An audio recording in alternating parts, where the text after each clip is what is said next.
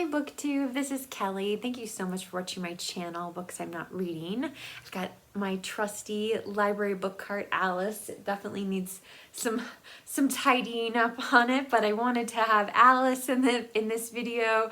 Yeah, I was talking to my husband, Jason, whose channel is Old Blues Chapter and Verse this morning. We talk about BookTube a lot, if you send one of us a Voxer message, the other one, the other half of us might hear it or hear bits and pieces of it. So yeah, it's a big part of our lives. But yeah, this morning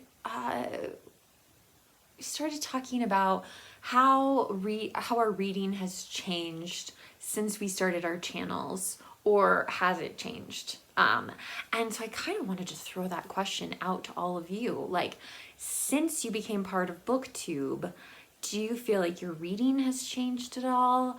Do you feel like, I know Kim at Middle of the Book March recently did a video about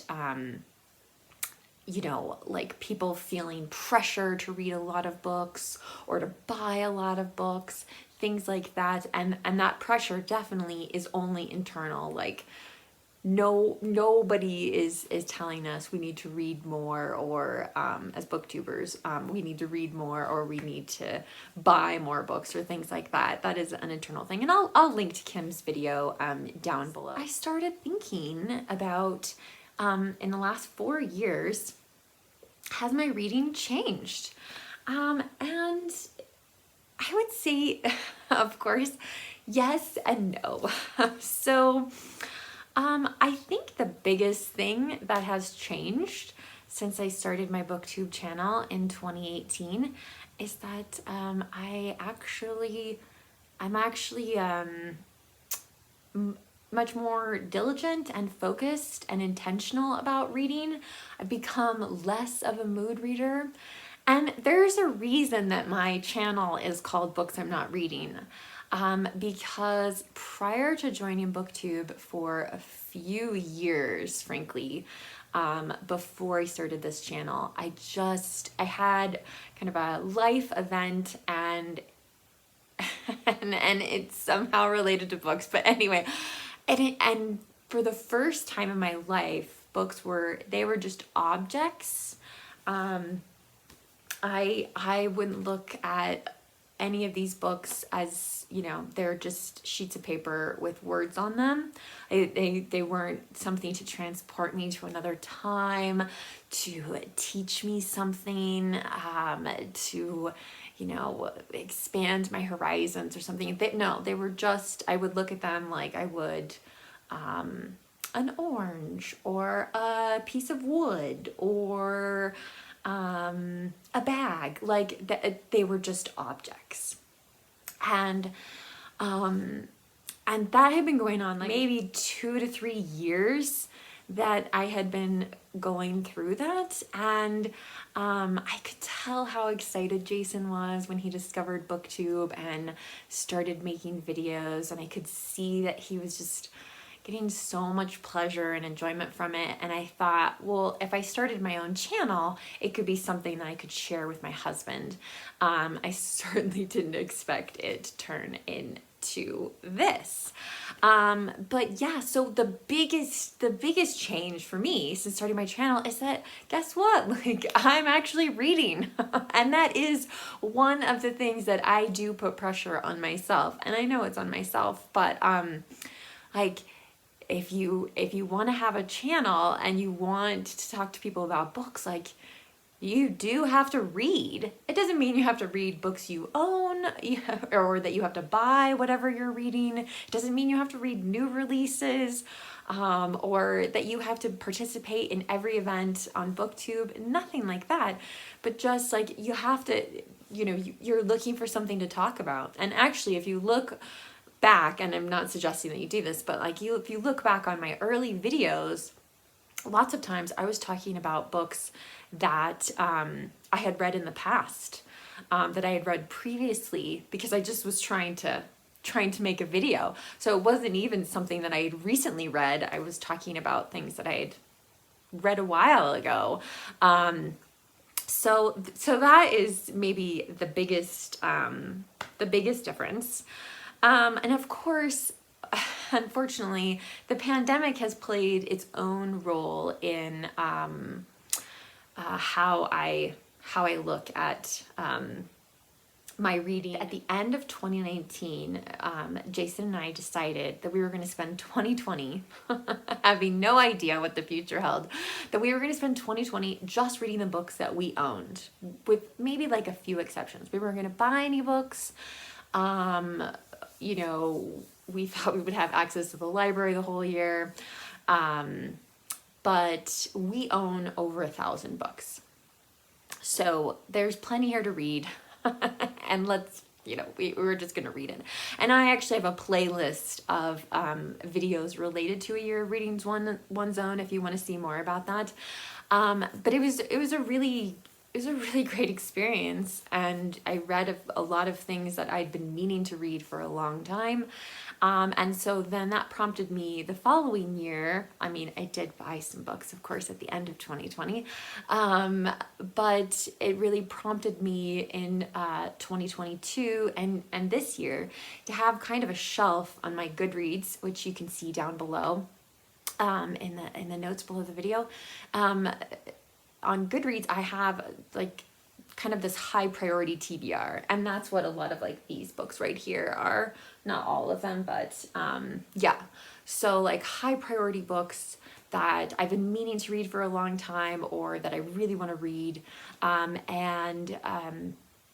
So that has been something that has been different and new. One of the other things we discussed was, are we more intentional about reading certain authors? And again, for me, this is a yes and no kind of thing. So I think it was, well, I can't remember the year, but it was I'll type it down below. But one year, we didn't know, but this was before we knew anything about BookTube or anything like that. But it was the 200th anniversary of Charles Dickens's birth. And Jason, being the persuasive man that he is, rounded up several people, and we were going to read 3 really big Dickens books. And so we, over the course of that year, we read Bleak House, The Pickwick Papers, and Little Dorrit.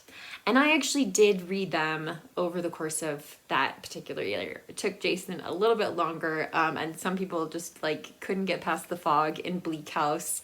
But I'm holding up the Pickwick Papers here because I know a lot of you are going to be reading that in Victober, and as part of Katie at Books and Things, her multi-year project to read Dickens in order, which I love, and I hope I can jump in here and there to participate in. But I love the spine of our copy of the Pickwick Papers, because both Jason and I read it, and just we really love this book. And those of you who are going to be reading it, like, don't give up. Like, it's the kind of book where I felt like Dickens was trying to figure out how to write a novel. And so it takes a while before he realizes that, you know, he can let his characters stand on their own, I think. So it takes, but it does take a little while to get to that point. So just hang on when you're reading this. Don't give up on it, okay? So since that year, I've really had a desire to read more Charles Dickens, and BookTube has been a great excuse to do that. I often read Dickens's books as buddy reads with Joe Smith. Earlier this year, we read Dombey and Son, which was just, wow, such an incredible reading experience.